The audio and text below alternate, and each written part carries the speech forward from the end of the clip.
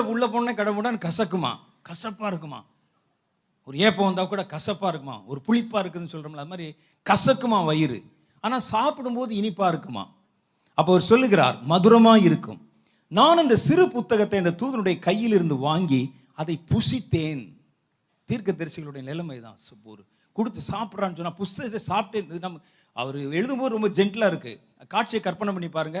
புஸ்தகத்தை வாங்கி அப்படியே கடிச்சு கடிச்சு கடிச்சு கடிச்சு பைபிளை கடிச்சு கடிச்சு அப்படியே சாப்பிட்டா எப்படி இருக்கும். விக்கல் ஒரு பக்கம், தண்ணி குடிக்கலாமா குடிக்கக்கூடாது தெரியாது, அப்படி கடகடன்னு அந்த புத்தகத்தை கடித்து சாப்பிட்டேன்.